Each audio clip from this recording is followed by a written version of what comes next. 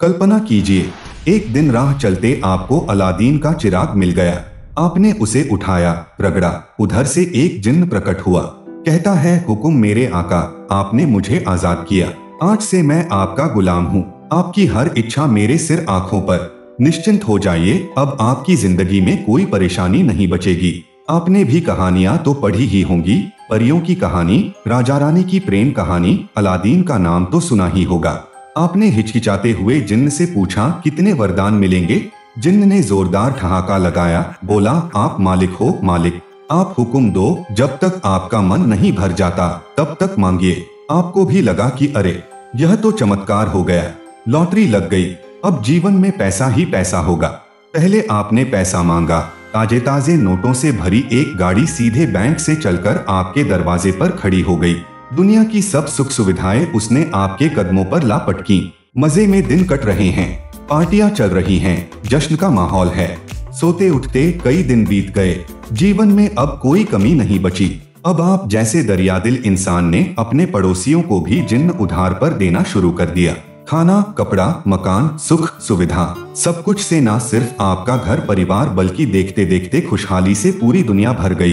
कहीं गरीबी नहीं बची, कोई दुख नहीं बचा, बुराई भी नहीं बची, ना कुछ जीतने को ही बच गया, ना ही कुछ हारने को। समाज भी बराबर हो गया, राजनीति की कोई जरूरत ही नहीं बची, कहीं कोई कमी ही नहीं थी। इसलिए अर्थशास्त्र ने भी संन्यास ले लिया। सबके पास सब कुछ है, अब आप क्या करेंगे? चलिए इस वीडियो निबंध के जरिए इस सवाल का जवाब तलाशने की कोशिश करते हैं।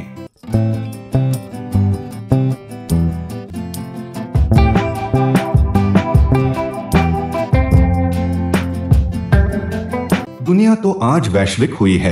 पहले कहा थी, एक जगह से दूसरी जगह जाने में महीनों महीनों लग जाते थे। ना जाने रास्तों की कितनी अनिश्चितताओं का सामना करते हुए वास्को दा गामा भारत पहली बार 20 मई 1498 को कालीकट बंदरगाह पर पहुंचे होंगे। फिर भी सोचिए, भूगोल से विभाजित उन साहित्यों के बारे में जहां देश काल के परे भगवान से लेकर हैवानों की कल्पना कितनी मिलती जुलती विकसित होती आई है। अलादीन का जिन्न हो या महाभारत का बकासुर, सिंड्रेला की दरिद्रता हो या परियों की कहानियां, हर भाषा के साहित्य में एक जैसे ही दर्ज मिलते हैं। किरदार बदलते जाते हैं, कहानियां वहीं रह जाती हैं। उसी कहानी में कभी रोमियो जूलियट आ जाते हैं तो कभी हीर रांझा। एक जमाना था जब सरसों के खेत में बाहे पसारे राज अपनी सिमरन को बुलाता था और पिताजी के बाहों से छूटती सिमरन अपनी जिंदगी जीने चल पड़ती है। आजकल लेडीज लोग लापता हो गई हैं और जेंट्स लोग एनिमल बने घूम रहे हैं। कुछ कहानियां ऐसी भी होती हैं जिन्हें प्रमाण मिल जाते हैं, पर ध्यान रहे, साहित्य को प्रमाणों की कोई दरकार नहीं होती। यहाँ लेखक कुछ भी लिखने को, कहने को स्वतंत्र है। उसने लिख दिया कि उसकी दुनिया में सब हाथ के बल चलते हैं तो वे वैसे ही चलेंगे। यहाँ न्यूटन के नियम लागू नहीं होते।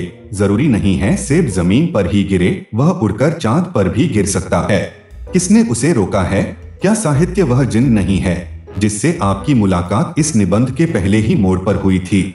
विज्ञान से लेकर इतिहास को प्रमाण चाहिए, पर साहित्य को नहीं, क्योंकि प्रेम, वात्सल्य और नफरत जैसे भावों को विज्ञान साबित नहीं कर सकता, पर कहानी कर सकती है, कविता भी। उसे किसी का डर नहीं।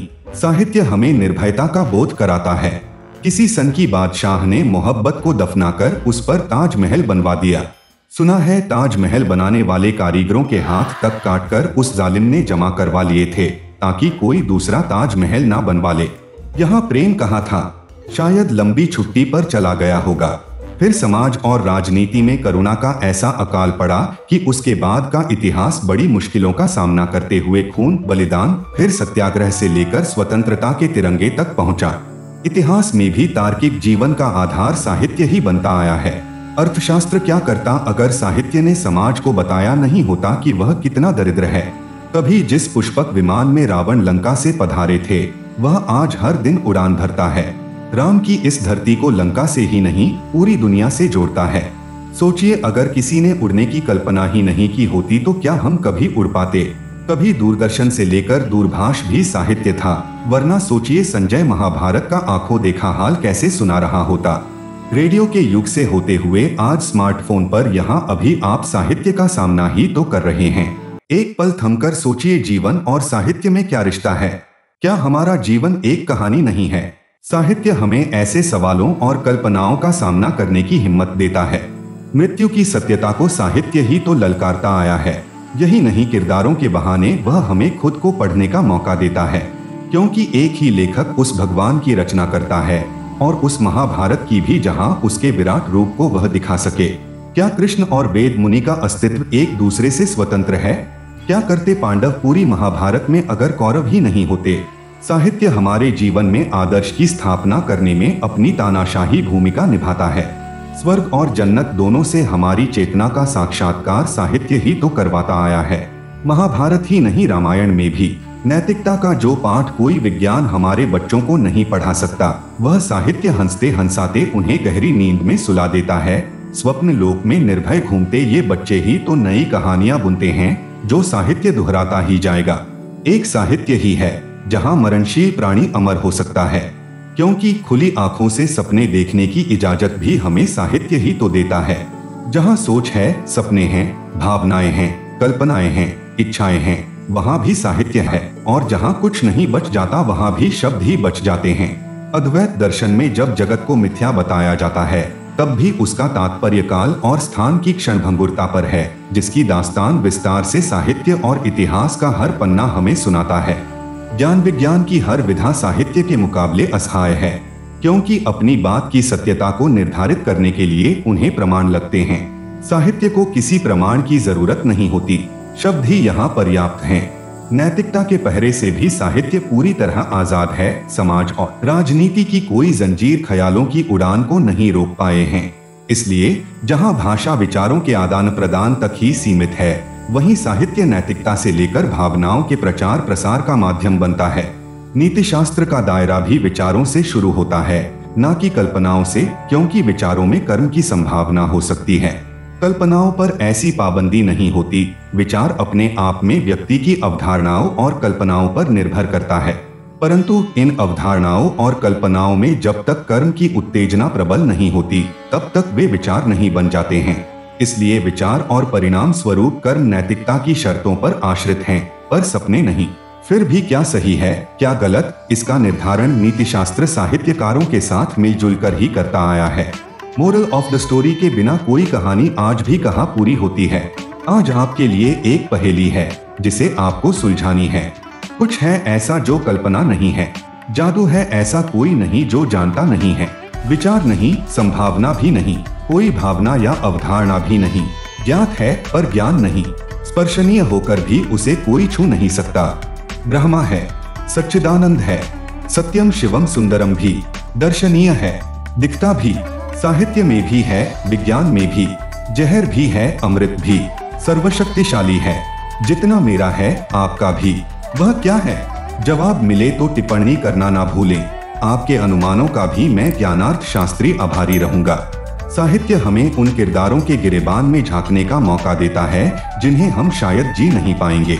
और जहां तक रहा उस पहेली का जवाब जहां से आज की कहानी शुरू हुई थी कि आप क्या करते अगर दुनिया में कोई दुख नहीं बच जाता, तो खुद ही सोचकर बताइए। मेरे अनुमान से मैं तो दुख की तलाश करता, क्योंकि खतरा हमें जितना डराता है उतना लुभाता भी तो है। सुख का अस्तित्व दुख पर उसी तरह निर्भर करता है जैसे तपती धरती बारिश का इंतजार करती आई है। हमारे सामाजिक अस्तित्व पर कटाक्ष करते हुए जीन पॉल सर्तरे ने कहा है, if you are lonely when you are alone, you are in bad company. फिर उन्होंने यह भी बताया कि स्वतंत्र होने के लिए मनुष्य अभिशप्त है, क्योंकि पूर्ण स्वतंत्रता की इकलौती शर्त अकेलापन है। अकेला व्यक्ति समाज के बिना आजाद तो है, पर अगर वहाँ भी वह बेचैन है तो सुख दुख से परे आनंद का अंदाजा भी उसे कहाँ है। साहित्य हमें मुक्ति का मार्ग दिखाता है, और स्वभाव से ही मनुष्य एक जिज्ञासु प्राणी है।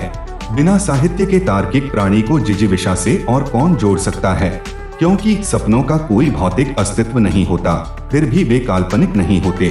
उनकी भी आत्मा होती है, चेतना भी, पर कल्पनाओं और सपनों के पास ऐसा कोई शरीर नहीं है जिसे प्रताड़ित किया जा सके।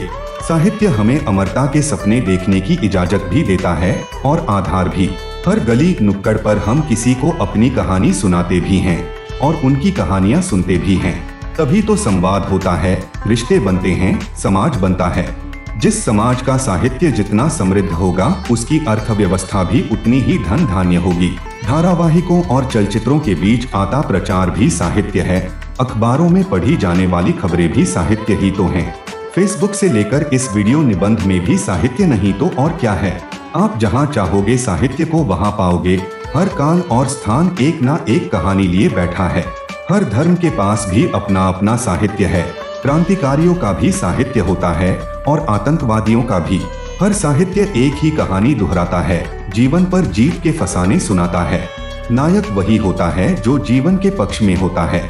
ज्ञानाकर्षण के अगले पड़ाव पर मन और उसके विज्ञान के साथ अगले निबंध में मैं ज्ञानार्थ शास्त्री फिर वही कहानियां सुनाने वापस आऊंगा जो आपने पहले भी कहीं ना कहीं जरूर सुनी होंगी। उन्हीं कहानियों को सुनने एक बार फिर आपका स्वागत है।